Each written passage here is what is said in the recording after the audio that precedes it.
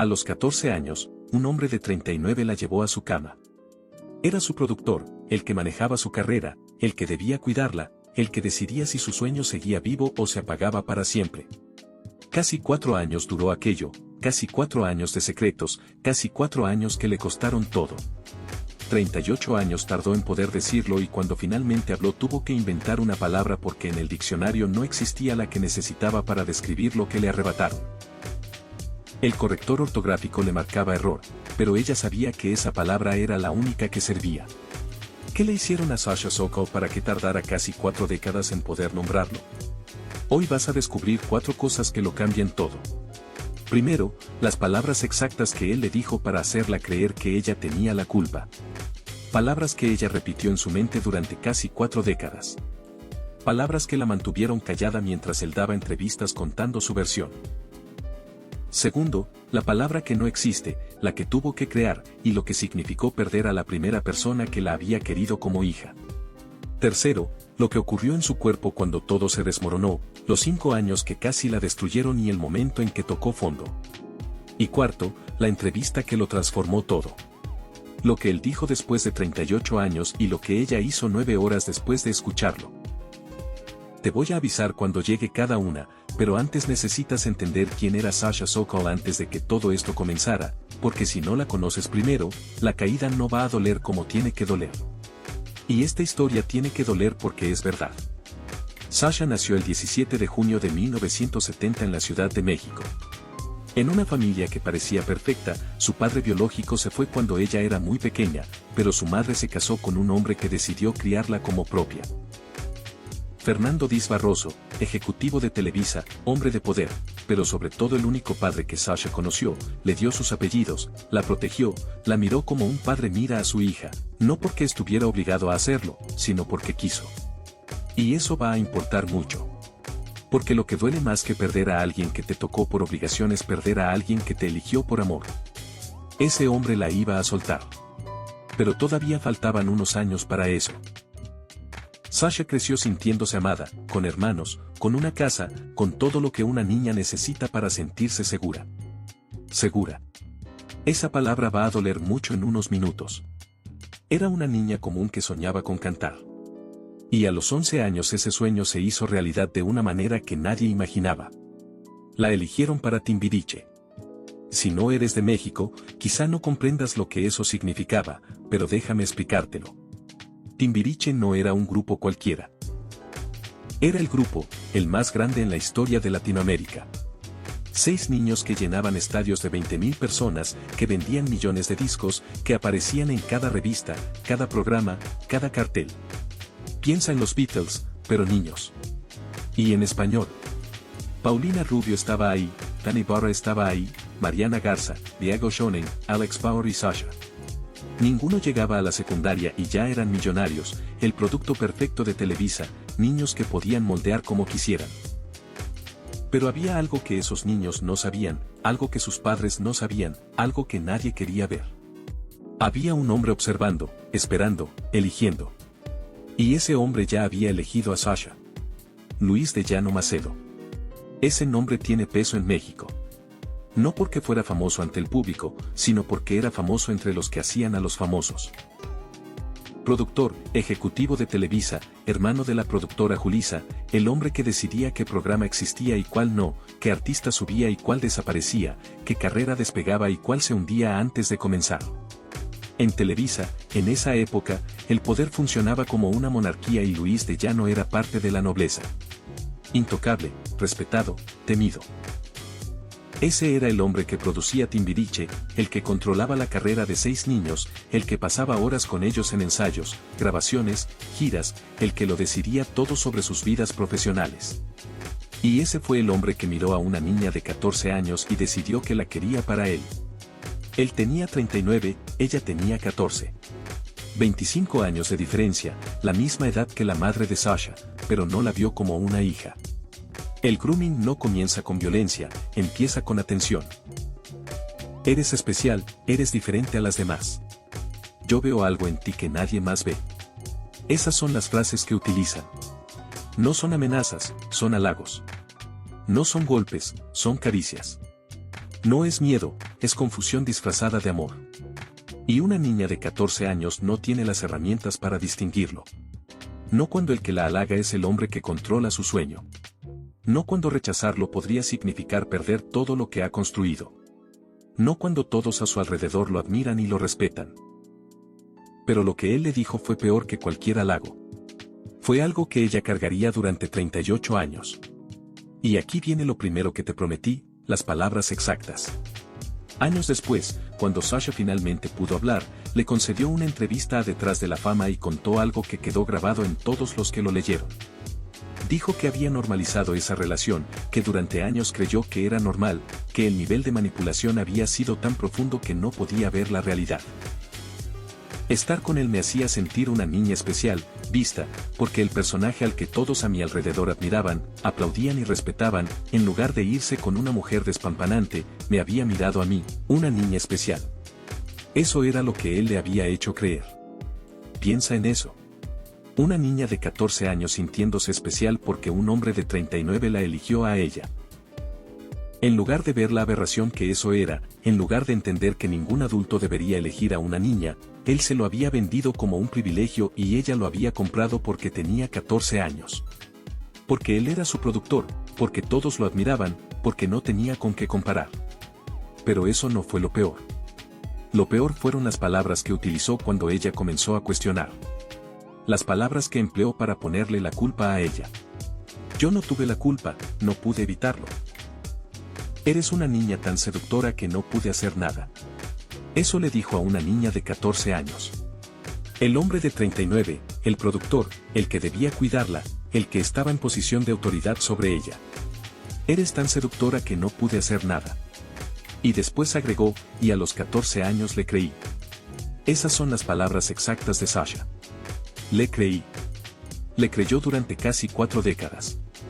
Casi 40 años cargando con una culpa que no era suya. Casi 40 años creyendo que ella había provocado algo. Casi 40 años pensando que si hubiera sido menos seductora, nada habría ocurrido. Una niña de 14 años culpable porque un hombre de 39 no pudo evitarlo. Quizá tú también conoces esa sensación. Cargar con una culpa que no era tuya. Creer durante años que algo que te hicieron fue tu responsabilidad, porque alguien más grande, más poderoso, más respetado, te convenció de que así era. Quizá tú también escuchaste frases parecidas. Es que tú me provocas. Es que si no te vistieras así. Es que tú me miras de esa manera. Y quizá tú también cargaste con eso durante años en silencio, sin saber que la culpa nunca fue tuya. Si esta historia te está tocando algo por dentro, suscríbete a Detrás de la Fama. Aquí contamos las historias que el mundo preferiría olvidar. Dale clic al botón de suscribirse y activa la campana para que no te pierdes ninguna. Pero la historia de Sasha apenas comienza porque alguien se enteró. La relación duró meses en secreto, meses de mentiras, de encuentros escondidos, de miradas que nadie debía ver. Pero los secretos en un mundo tan pequeño como Televisa no duran para siempre. La familia de Sasha descubrió lo que estaba pasando y se volvieron locos. Luis casi me triplicaba la edad, escribió Sasha años después. Era un año más grande que mi papá y tenía la misma edad de mi mamá. No era para menos. Imagina eso desde el lugar de los padres. Imagina descubrir que tu hija de 15 años está en una relación con un hombre de 40, un hombre que es tu jefe, que trabaja contigo, que tiene poder sobre tu carrera. Un hombre que debería estar protegiendo a tu hija, no acostándose con ella. Fernando Diz Barroso hizo lo que cualquier padre haría. Intentó separarlos, intentó protegerla, intentó salvarla de algo que él sí podía ver con claridad. Pero lo que hizo después destruyó a Sasha de una manera que nadie esperaba.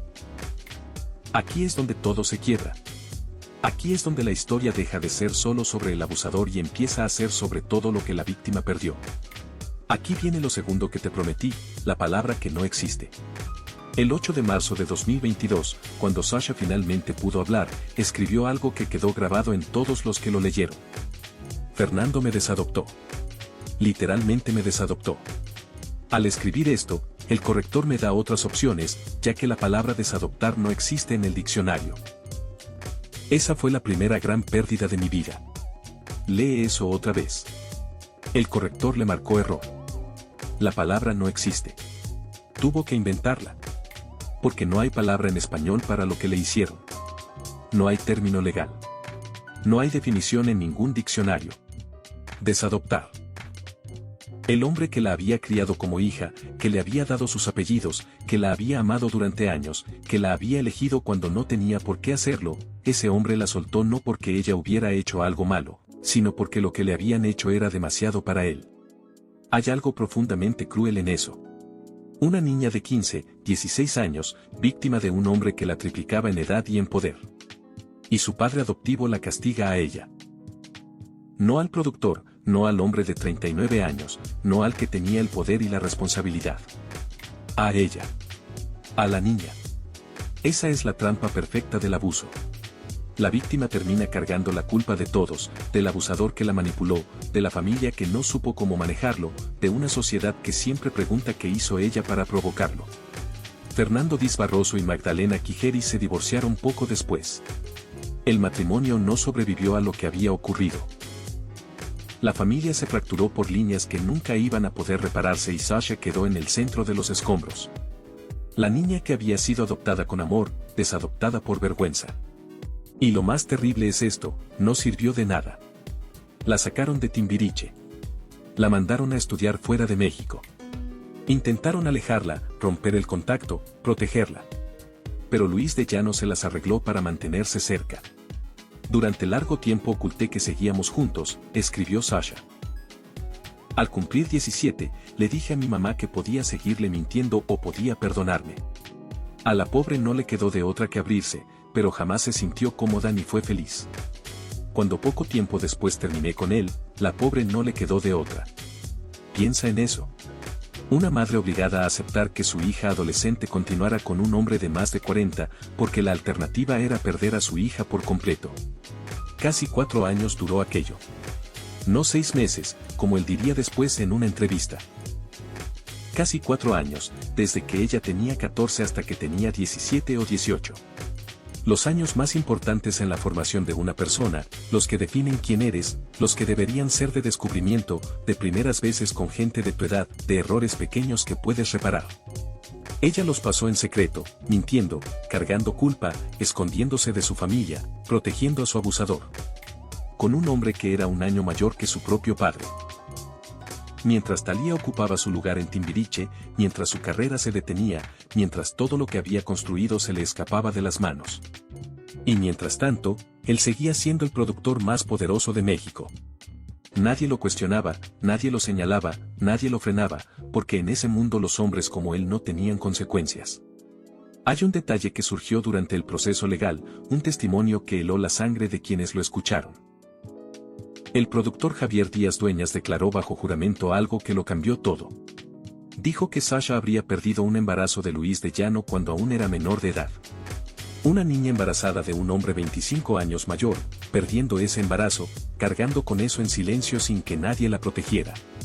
Sasha nunca ha confirmado esto públicamente y tiene todo el derecho de guardarse lo que quiera guardarse.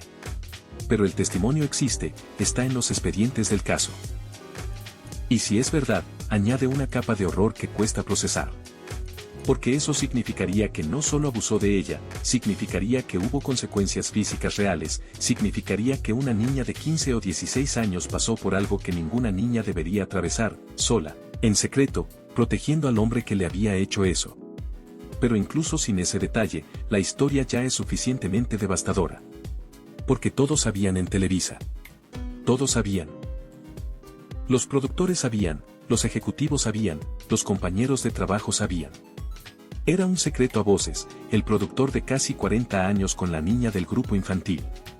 Y nadie hizo nada, nadie lo confrontó, nadie protegió a la niña. Años después, cuando el caso explotó públicamente, uno de sus compañeros de Timbiriche, Kiko Campos, tuvo que disculparse con ella. Tuvo el valor de avergonzarse y de ofrecerme una disculpa, dijo Sasha. Porque normalizó lo que pasaba. Normalizaron, esa es la palabra clave. Una niña de 14 años con un hombre de 39 y todos lo normalizaron. Porque así eran las cosas, porque en ese mundo los poderosos hacían lo que querían, porque nadie quería enfrentarse a Luis de Llano, porque la niña estaba sola. Cuando terminó la relación, Sasha tenía 17 o 18 años. Legalmente ya no era una niña, pero llevaba casi 4 años de manipulación, de secretos, de culpa impuesta. Había perdido a su padre adoptivo, había perdido su lugar en Timbiriche. Había perdido años de su adolescencia que nunca iba a recuperar. Había perdido la posibilidad de vivir primeras experiencias normales con gente de su edad. Y todavía no sabía lo peor que estaba por venir. Aquí viene lo tercero que te prometí. Lo que pasó en su cuerpo cuando todo se desmoronó. Después de terminar con Luis de Llano, Sasha intentó reconstruir su vida. Siguió cantando. Hizo discos como solista. Actuó en telenovelas. Por fuera parecía que todo estaba bien, pero por dentro algo se estaba quebrando. En una entrevista con Detrás de la Fama, Sasha habló con una honestidad brutal sobre lo que vino después. Empezó con la comida. ¡Qué padre! Cals, vomitas, no engordas, pero comes. Empiezo a generar una bulimia tremenda. Y después llegó algo más. Las sustancias. Prácticamente me despertaba solo para aspirar y así asistir a una entrevista, subirme a un avión o cualquier actividad que me requiriera. Cocaína. A los 18, 19 años para poder funcionar, para poder levantarse de la cama, para poder fingir que todo estaba bien mientras por dentro todo se caía a pedazos. En una entrevista con Detrás de la Fama, Sasha lo explicó con palabras que quedaron grabadas. En mi rehabilitación ha tenido más que ver el rehabilitarme como ser humano que mi adicción a la cocaína. Porque creo que en mi caso la cocaína fue el síntoma, pero la enfermedad tenía que ver con muchas otras cosas. El síntoma. La droga era el síntoma. La enfermedad era todo lo que le habían hecho, todo lo que le habían enseñado a callar, todo lo que cargaba sin saber que podía soltarlo.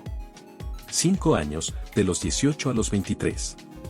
5 años dependiendo de la cocaína para funcionar. 5 años destruyendo su cuerpo. 5 años tratando de anestesiar algo que no comprendía. Hay algo que Sasha dijo en esa entrevista que vale la pena repetir.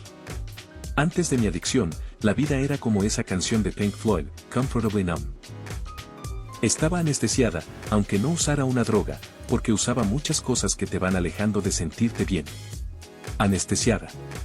Eso era lo que había estado toda su adolescencia. Anestesiada por la manipulación, anestesiada por la culpa, anestesiada por el silencio. La cocaína solo fue otra forma de anestesia, más fuerte, más destructiva, pero con la misma función. En agosto de 1993 tocó fondo. Mi cuerpo tocó fondo por mí, dijo después en una entrevista. Tuve una especie de breakdown absoluto. Un día, mi cuerpo se desconectó y me di cuenta de que esto ya no era sostenible. Se fue a Estados Unidos, a un centro de rehabilitación donde nadie la conocía, donde era una paciente más, no una estrella, donde no tenía que fingir, donde podía empezar a reconstruirse sin que nadie la señalara. Y lentamente, muy lentamente, empezó a sanar.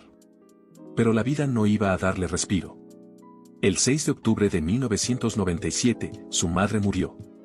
Sasha tenía 27 años cuando perdió a Magdalena Quijeri. 27 años. Apenas comenzando a ser adulta de verdad, apenas empezando a reconstruirse después de todo lo que había vivido. Magdalena había sido muchas cosas.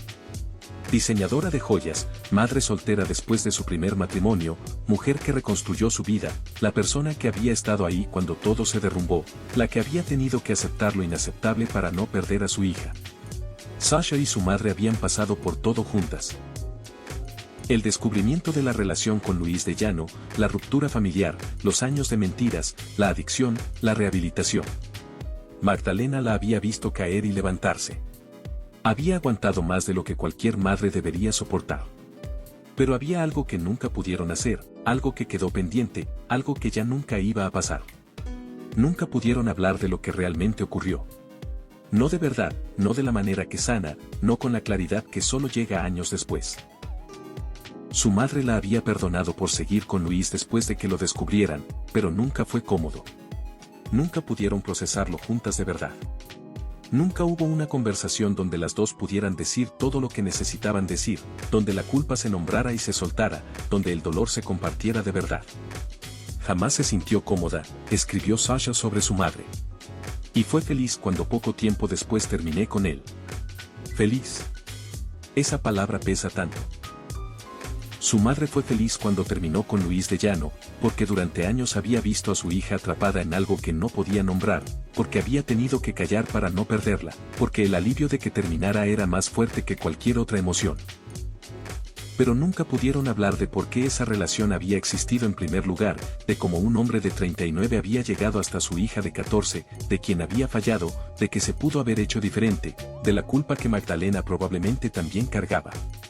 De todo lo que quedó sin decirse entre una madre y una hija. Y ahora ya no podían. Magdalena se fue sin que pudieran tener esa conversación. Se fue llevándose preguntas que Sasha nunca iba a poder responder. Se fue dejando un hueco que no se llena con nada. Y Sasha se quedó con todo eso adentro durante 25 años más.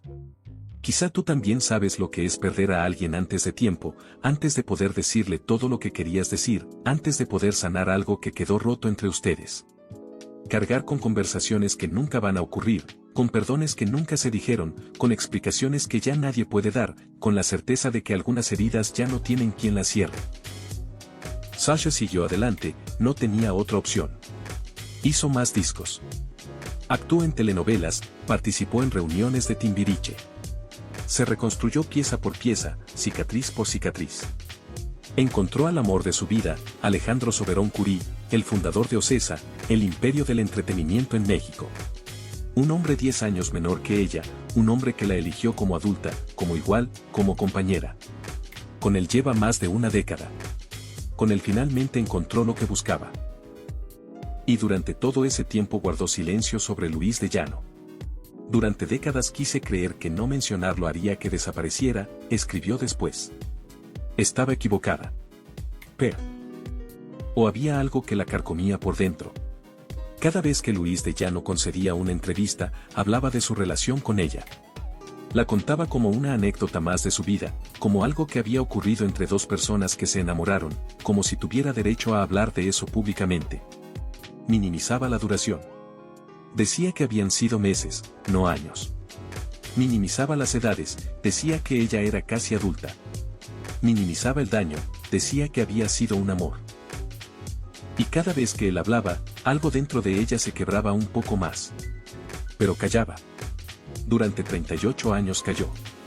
¿Por qué? Porque no estaba lista. Porque no había comprendido completamente lo que le había pasado. Porque los abusadores son hábiles convenciendo a sus víctimas de que no hay nada que denunciar. Porque la sociedad hace que hablar sea más difícil que callar. Hasta marzo de 2022. Aquí viene lo cuarto que te prometí, la entrevista que lo transformó todo. El 6 de marzo de 2022, el periodista Jordi Rosado publicó una entrevista con Luis de Llano. Jordi Rosado es uno de los entrevistadores más populares de México.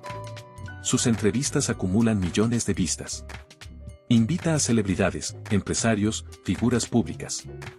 Son entrevistas largas, relajadas, donde los invitados se sienten cómodos, donde hablan de su carrera, de sus éxitos, de las anécdotas de los años dorados, donde a veces dicen más de lo que deberían.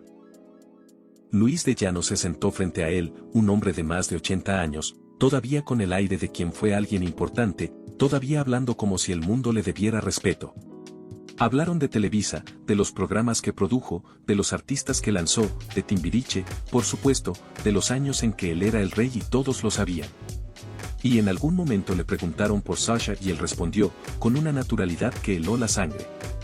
Sí, tuve un romance con Sasha, me enamoré y me mandó al demonio. Lo admito, hubo un momento en que convivíamos mucho y estuve muy enamorado de ella. Un romance. Convivíamos mucho. Me enamoré. Un hombre de 39 describiendo su relación con una niña de 14 como si hubiera sido un amor entre iguales, como si tuviera derecho a llamarlo romance, como si enamorarse de una niña que tenía la edad de ser su hija fuera algo romántico. Pero eso no fue lo que destruyó a Sasha. Lo que la destruyó fue cuando mintió sobre la duración. Anduvimos unos 6 meses. Imagínate que yo la tuviese 2 años. No, fueron 6 meses. 6 meses cuando fueron casi 4 años. Casi 4 años reducidos a 6 meses. Como si eso lo hiciera menos grave, como si el tiempo importara cuando estamos hablando de una niña, como si 6 meses con una menor de edad fueran aceptables. Pero él lo dijo así, con tranquilidad, como quien recuerda un verano lejano. Y después dijo algo que heló la sangre de quienes escuchaban. No fue hasta que también inventaron una historia de ese tamaño. Yo ya no quiero ni hablarlo. Me da mucha pena que en lugar de hablar de Sasha por lo que es ahora, tienen que hablar de pobrecita niña, ¿no es cierto? Pobrecita niña, eso dijo con sarcasmo, con desprecio, con comillas en el aire, burlándose de la idea de que ella hubiera sido víctima. 38 años después de lo que le hizo. Pobrecita niña, ¿no es cierto? Esas palabras, negando que ella hubiera sido una niña, negando que lo que pasó hubiera sido lo que todos sabían que fue, negando su sufrimiento públicamente en una entrevista que millones de personas iban a ver. Y todavía hay más. Cuando Jordi le preguntó si en esa época era verdad que en Televisa los productores se lanzaban a las chicas jóvenes, él no negó nada. En lugar de eso, habló de las madres. Lo peor eran las mamás, perdón, ahí lo detengo. Las mamás que llegaban con sus hijas y de repente ahí las sentaban. Como si eso justificara algo. Como si el problema fueran las madres ambiciosas. No los hombres adultos que abusaban de su poder. No los productores que miraban a las niñas de una manera que no debían. No el sistema que permitía que todo eso sucediera. Las mamás. Esa fue su defensa. Culpar a las madres. Mientras él seguía siendo la víctima incomprendida de una historia inventada. Sasha vio esa entrevista. Cada palabra, cada gesto, cada minimización. Y algo se rompió, pero no de tristeza, no de dolor, no de la forma en que se había roto tantas veces antes. Se rompió de claridad. En esa entrevista, todo el caparazón de mentiras y manipulación que había construido durante décadas se vino abajo. Durante años ella había defendido aspectos de esa relación.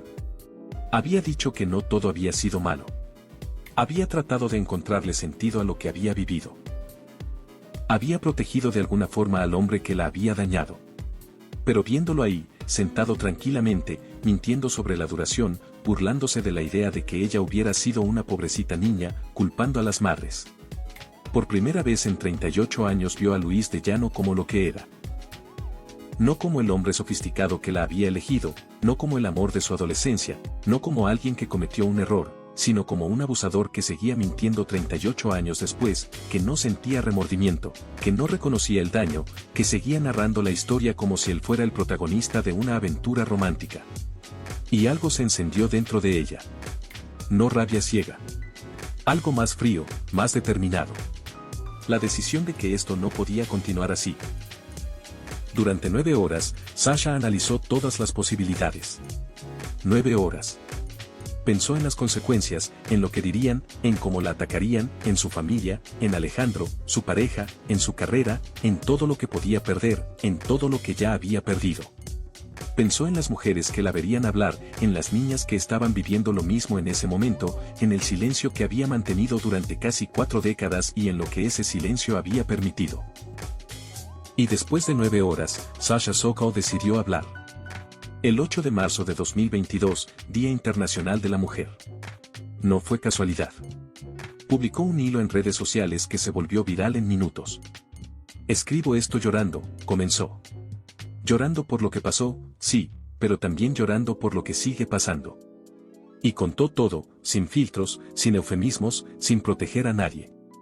La edad que tenía cuando empezó. 14 años. La edad que él tenía. 39, la diferencia de poder. Él era su productor. Ella era una niña de su grupo. La manipulación, las palabras que le dijo para hacerla sentir culpable. La desadopción, la palabra que no existe, el padre que la soltó. Los años perdidos, casi 4, no 6 meses como él mentía. El silencio que había mantenido durante casi 4 décadas y por qué finalmente había decidido romperlo. ¿Cómo habría sido mi vida si Luis, en lugar de meterme en su cama, hubiera hecho lo que le correspondía, que era cuidarme? Nunca lo sabré. Meterme en su cama. Esas palabras, sin adornos, sin la palabra romance que él usaba. La verdad desnuda de lo que había ocurrido. Y después escribió algo que quedó grabado. Lo que sí sé es que las cosas que vives te marcan para siempre. México se detuvo. Era la primera vez que un artista de su nivel denunciaba públicamente a un agresor en México con nombre y apellido, con fechas exactas, con detalles verificables, sin ambigüedades, sin miedo a las consecuencias. La respuesta fue masiva. Más de 200.000 reacciones en las primeras horas. El hilo se compartió miles de veces. Los medios lo levantaron de inmediato. Se convirtió en tema nacional. El apoyo llegó de todas partes. Sus compañeros de Timbiriche se pronunciaron. Otras figuras del espectáculo la respaldaron públicamente. Y Tati Cantoral la defendió en múltiples ocasiones. Kiko Campos, uno de los productores que había trabajado con ellos, tuvo el valor de pedir perdón por haber normalizado lo que sucedía. Pero lo más poderoso no vino de los famosos, vino de las mujeres anónimas. Miles de mujeres que se reconocieron en su historia, mujeres que también habían callado durante años. Mujeres que también habían cargado culpas que no eran suyas. Mujeres que también habían escuchado, eres tan seductora que no pude evitarlo. Mujeres que por primera vez sintieron que no estaban solas. Los mensajes llegaban sin cesar en redes sociales y en correos que le hacían llegar. Historias de abuso que nunca se habían contado, secretos que habían cargado durante décadas. Gracias por hablar, gracias por romper el silencio, gracias por darnos permiso. Esa fue la palabra que más se repitió. Permiso. Como si la voz de Sasha les hubiera dado permiso para mirar sus propias historias, para nombrar lo que les había pasado, para dejar de sentirse solas. También hubo ataques, por supuesto. Los que decían que era demasiado tarde, los que cuestionaban por qué había esperado tanto, los que la acusaban de buscar atención, los que defendían a Luis de Llano porque antes las cosas eran diferentes. Siempre hay ataques cuando una mujer habla. Siempre hay alguien que prefiere el silencio. Siempre hay quien cree que el tiempo debería borrar los crímenes. Pero esta vez los ataques fueron minoría. Esta vez la mayoría escuchó. Esta vez algo se movió. Sasha no se quedó en la denuncia pública. En julio de 2022 presentó una demanda civil por daño moral. No podía demandarlo penalmente porque el delito había prescrito. 38 años eran demasiados para la ley penal de ese momento. La ley decía que había llegado tarde, que el tiempo para denunciar ya había pasado, que no importaba lo que le hubieran hecho, el reloj legal había terminado. Pero la ley civil era diferente. Y Sasha la utilizó. Demandó por daño moral, por lo que él había hecho a su dignidad, por las mentiras que había contado en entrevistas durante décadas, por la revictimización de la entrevista con Jordi Rosado, por todo lo que había cargado en silencio. Y aquí es donde la historia se transforma en algo más grande que ella, más grande que Luis de Llano, más grande que Timbiriche o Televisa o cualquier escándalo del espectáculo. Aquí es donde una mujer que decidió hablar cambió las leyes de un país. El caso llegó a los tribunales. Salieron testimonios, evidencias, declaraciones, documentos que nadie había visto, voces que habían callado durante años. Incluida la del productor Javier Díaz Dueñas sobre el posible embarazo perdido cuando era menor de edad. En mayo de 2023, un juez dictó sentencia. Luis de Llano fue encontrado culpable de daño moral. La sentencia reconoció algo que él había negado durante décadas. Que había existido una relación asimétrica e ilícita, que él tenía el poder y ella no, que él era adulto y ella era niña, que lo que él llamaba romance era otra cosa. La sentencia estableció que él había lesionado la dignidad de Sasha, el libre desarrollo de su personalidad, su honra, su integridad física, psíquica y moral. Todo eso con nombre y apellido. En un documento legal. La sentencia lo obligaba a 4 cosas muy específicas. Primera, ofrecer una disculpa pública a Sasha Sokol. No una disculpa privada, no un mensaje por abogados. Una disculpa pública donde todos pudieran verla. Segunda, pagar una indemnización económica por el daño causado. Tercera, tomar un curso de sensibilización sobre abuso sexual. Un hombre de más de 80 años obligado a aprender lo que debió saber siempre.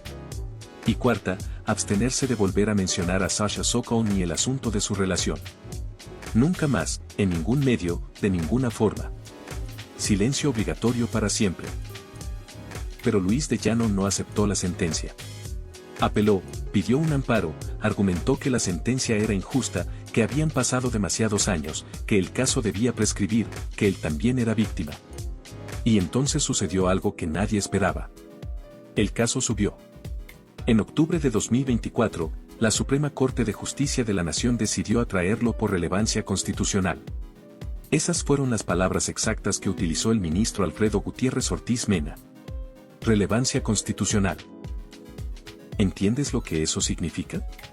Significa que la Suprema Corte decidió que este caso era tan importante que tenían que resolverlo ellos mismos. No un juez de primera instancia, no un tribunal de apelaciones. La Suprema Corte de Justicia de la Nación, el tribunal más alto de México. No era solo el caso de Sasha Sokol contra Luis de Llano. Era un caso que podía cambiar las leyes de México, que podía establecer precedentes para miles de víctimas, que podía redefinir cómo se trataba el abuso sexual infantil en los tribunales civiles, que podía responder una pregunta que nadie había respondido antes. ¿Cuánto tiempo tiene una víctima para pedir justicia? Sasha celebró la noticia con un mensaje.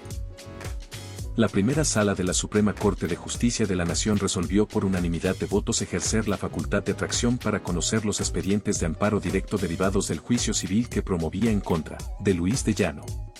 Esto quiere decir que será la Suprema Corte quien juzgará y decidirá en definitiva mi caso. Unanimidad de votos. Todos los ministros de acuerdo, todos viendo la importancia de lo que estaba ocurriendo.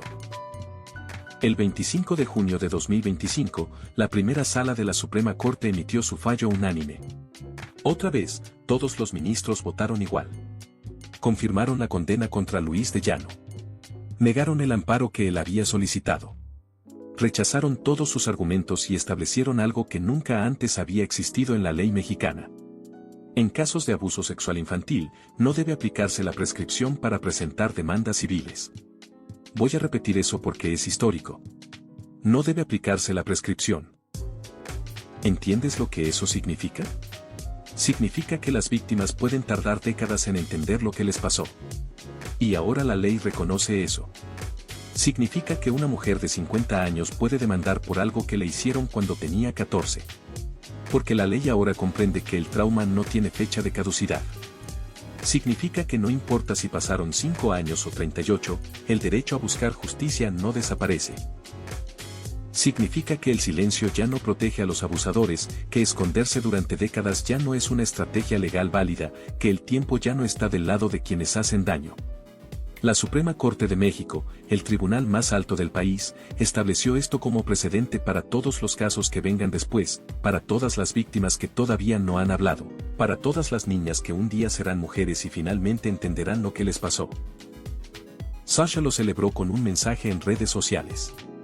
Esta sentencia trasciende por mucho mi caso personal y abre la vía del juicio civil para otras víctimas. Y después añadió algo que resume todo lo que ella quería lograr. Todas las víctimas merecen ser tratadas con respeto. Todos los abusadores deben ser juzgados implacablemente.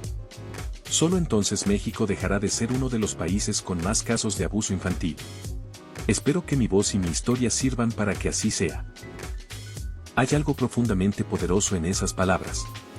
Una mujer que tardó 38 años en poder hablar, que tuvo que inventar una palabra para describir lo que perdió, que atravesó adicciones, bulimia, pérdidas devastadoras, que cargó con una culpa que nunca fue suya, que vio al hombre que la dañó dar entrevistas durante décadas sin consecuencias. Y que ahora, con su voz, cambió la ley de un país entero. No lo hizo por venganza, no lo hizo por dinero, lo hizo para que otras no tuvieran que cargar solas.